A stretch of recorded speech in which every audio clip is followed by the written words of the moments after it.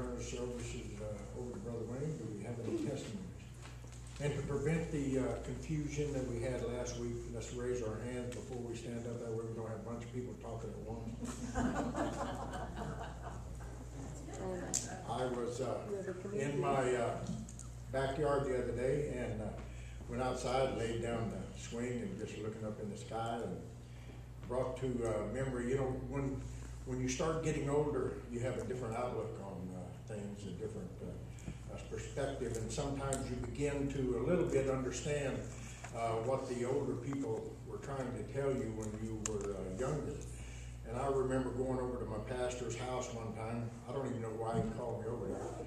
Go up there and he was spreading out tar in 110-degree weather up on his roof. And I asked him, I said, what are you doing this for? And I guess he was making him a area up there so he could go up there and sit down and what, look at the sky or? No, not for me, for my children, and they never used it. I couldn't understand, but then, you know, I was laying in the swing looking up the sky and I thought, you know, we all have to have our closets to go and get away and just pray and just be with you and God. I mean, a closet doesn't have to be something where you walk into it, it's dark and you close the door. A closet can be just somewhere where you and God can be together and you can pray. And so when I was sitting there thinking that, I thought, well, I understood a little bit why he was trying to make that area, and then come to find out he wasn't even trying to make it for that anyway. So. I love the Lord this morning. I had wonderful weather last night. But I was thinking our songs kind of blended together today, which is unusual for us. But anyway, I just don't know how people can lay down at night and rest if they don't know God. Amen. Yes. I tell you, it is peaceful to just be in, well, my house, it's little, but it's home.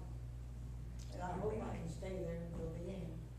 But I go home and from Cindy's, and I just thank God for my little house. Amen. She supplies. And but to walk with God, it means to be obedient to God. Yes, it does. And I do want to be obedient to my Savior. I love him very much. Amen.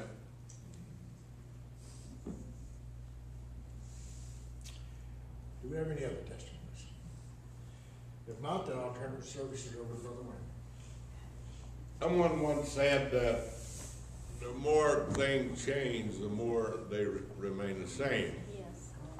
Some latest statistics, and I am highly interested in statistics because I had a difficult time in school with the psychological statistical analysis, and came very close to not being able to finish my master's thesis because of the psychological statistics. But thank God for Dr.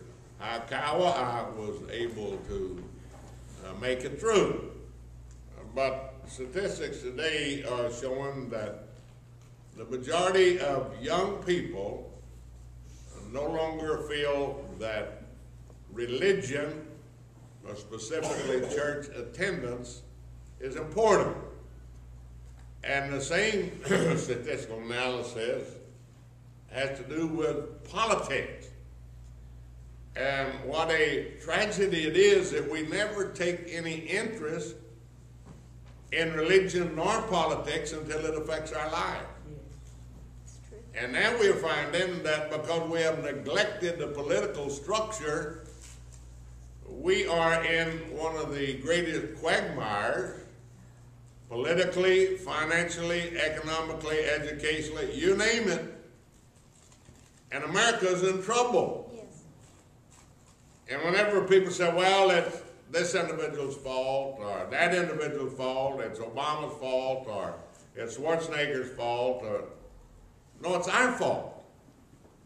We have no one to blame but ourselves. Because had we been interested in what was going on in our lives, now if you read the paper today, there an article about a young man taking his car to the garage to get his oil changed. And whenever they started to change the oil, the attendant looked and there was a strange wire underneath his car.